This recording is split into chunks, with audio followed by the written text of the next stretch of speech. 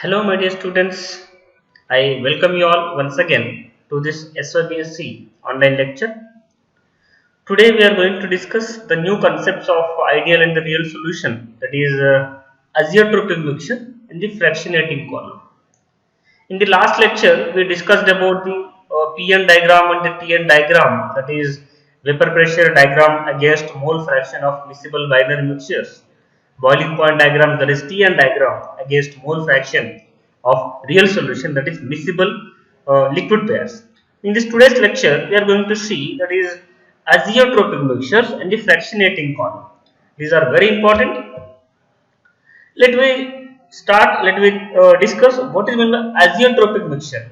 In the boiling point diagram of non-ideal solution, means in the yesterday's lecture we seen that there is in the boiling point diagrams for non-ideal solution, that is real solution, say maximum and the minimum and the maximum boiling points we discussed, that is point C and the point D. Where the point C we discussed about the maximum, there is a maximum positive deviation where the both the liquid components of pure A and B meet at the point C, and in case of the type 3, both the liquid components of point A and B, that is components A and B, reach at the point D, where both are meet at point C at point D, it is still unchanged. Such a constant boiling mixture are known as azeotropic mixture, where it means that they are constant boiling point mixture, means whenever the two components are mixed, it will give the a constant boiling point mixture are known as the azeotropic mixture or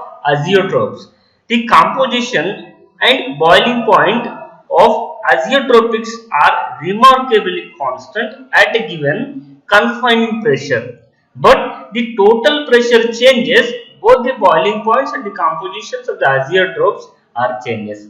Here, the azeotropics are not definite compounds, whose composition must remain constant over a range of temperature and pressure. Let me see, in case of again, we have the two different of azeotropic compositions, azeotropic mixture, that is, one is minimum boiling point temperature, where the minimum boiling point temperature is definitely, we can say that temperature is lower, it means that vapor pressure is higher. For example, if we having the water and the ethyl alcohol, where the boiling point temperature, that is the is 78.15, the weight of the percent of the B, that is component of ethyl alcohol, is maximum in this composition, that is 95.57, where we know that there is a minimum boiling point temperature is there than the water. We can see the water is 100 and the where the ethyl alcohol is 76, but it is minimum than the water, where the percentage of the B components of azeotropics is 95.57. Second, ethyl alcohol plus benzene. As we know that here the boiling point temperature is 67.8. The weight of the composition of the B in azeotropics, that is 67.6. So likewise, where the minimum boiling point temperature means where the maximum it should be the ethyl alcohol, that is 76, but the boiling point temperature of that mixture, that is minimum below that A component, where we can say that below that the maximum of the two components, whether it is ethyl alcohol and the benzene is there, the mixture boiling point temperature is minimum, that is than the ethyl alcohol. Likewise, in type 2, maximum boiling point temperature, where we can see the water and the nitric acid. The water is 100 and the nitric acid is, where the mixture of these two, water and nitric acid, the boiling point temperature is 121, where the percent of B in azeotrope, that is 68.5, where again we can say that the boiling point temperature here, it is maximum of that water, where the composition is more than the 100, that is 121, where we can see in second example also water plus hydrochloric acid, where the maximum is 108, again it is a maximum boiling point temperature, means it having the little bit of lower pressure of the composition of B in azeotrope, that is 20.24. Here one more example we can see for maximum boiling point temperature, chloroform and the acetone. Acetone is 56 and the chloroform is the 61, where the mixture of the, that is the boiling point of the mixture is always greater than the two components of the azeotrope, that is the 64.7. So with this we can say that azeotropic mixtures are those mixtures where the two components, whether they have the minimum boiling point temperature and the maximum boiling point temperature of the two composition, whether it is in case of the methyl, in case of water ethyl alcohol, your upcoming the mixture, it should be the less than the water, that is 78, but it more than the ethyl alcohol. Where in case of the maximum boiling point temperature, where the more than the higher the boiling point temperature of the component, that is the water, that is 121, where you can see the azeotropes of the maximum boiling point temperature. So this is the effect of pressure and composition of the boiling point azeotropes. You can see where the pressure can also vary the boiling point temperature. As we already discussed, vapor pressure and the temperature both are inversely proportional to each other. Where the lower vapor pressure is lower, you require the boiling point temperature higher. Where the vapor pressure is higher, you require the boiling point temperature is lower. Where the pressure is 80 degree, where the percent of HCl, that is one example we have taken, that is water HCl. The percent of HCl in the constant boiling point mixture is 20.15, where the boiling point temperature is 1100. It means definitely 110 degrees Celsius is there, where the pressure is high. Where the pressure is again, it is kept constant, that is 108.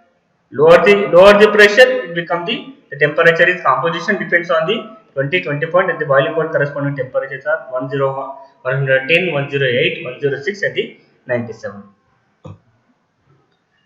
So next is the fractionating column. This is again very important the concept where we are discussing going to discuss the fractionating column.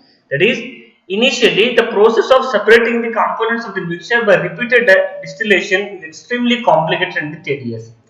Before fractionating column, let me know how the purification methods are. The first is the simple distillation, where the single component can be purified with the help of the simple distillation. The second is the fractionating column, where the separation can be done, where the separation of the two components by mixture from the mixture with a repeated distillation is called, you can say fractional distillation, where in fractional distillation separation can be used with the help of the fractionating column, that is with the help of the column is known as fractionating column.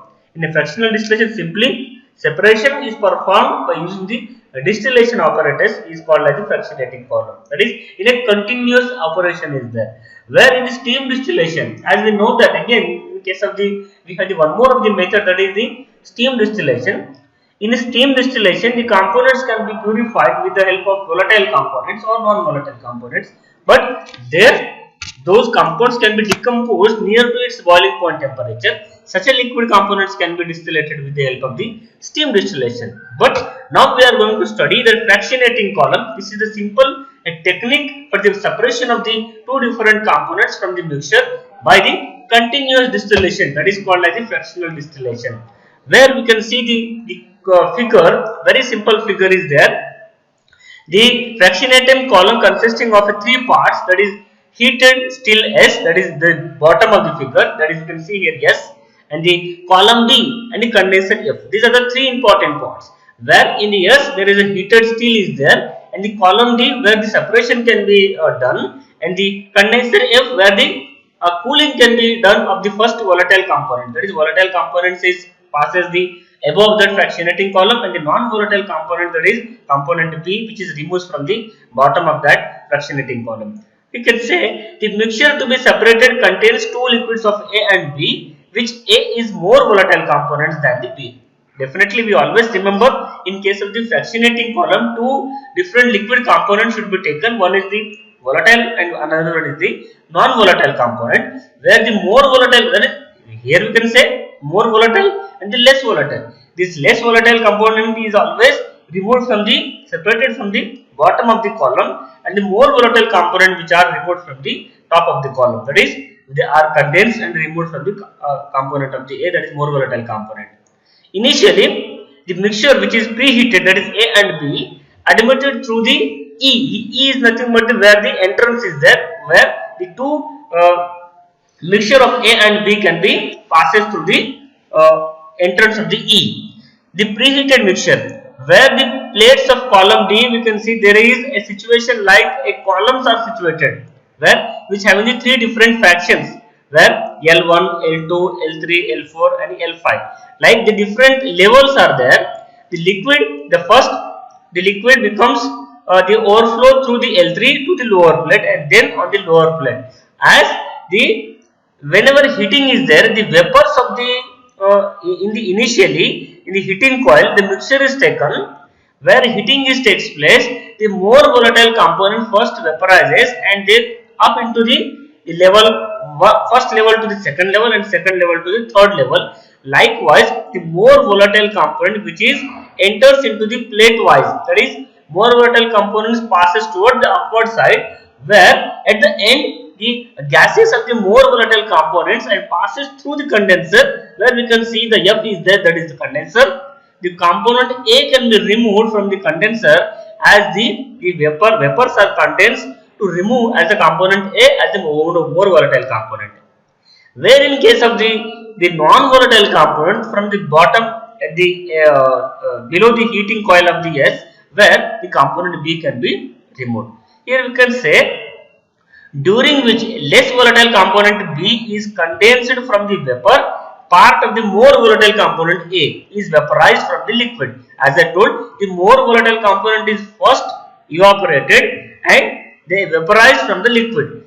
The vapor moving on the next higher plates, that is V3, richer in more volatile component A. Here level 5, 4, 3 and the 2 and the 1 is there. As the liquid is moving towards the upper side, that is moving towards the L3, L2 and the L1, having the more higher vapor pressure, that is more having the vapors, where thus during the upward movement of the vapor it becomes richer in more volatile component A, while the liquid moving downwards becomes the richer, that is less volatile component is there.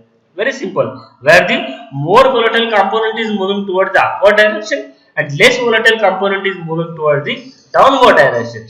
Likewise, the vapor is fed to the condenser F, where the non-volatile component, that is less volatile component, is removed from the bottom side of the component B. So likewise, the more volatile component is removed from the upper side, that is when through the passing through the condenser, it is cooled and the liquid can be removed from the component A, that is from the top side. The non-volatile component is less volatile component, that is higher volatile component, that is less volatile components having they can be removed from the component of the from the bottom side of the fractionating column. So likewise, more volatile component is removed from the top side and the less volatile component removed from the bottom side.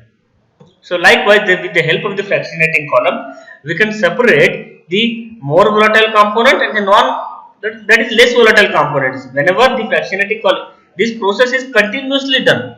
Therefore, it is called as the fractional distillation. With the help of the fractional distillation, two different components can be separated, having the more volatile components and the less volatile components. So with this, I will stop this lecture. In the next lecture, we will see some more, that is concepts regarding the ideal and the real solutions. Thank you for watching this lecture. Thank you so much.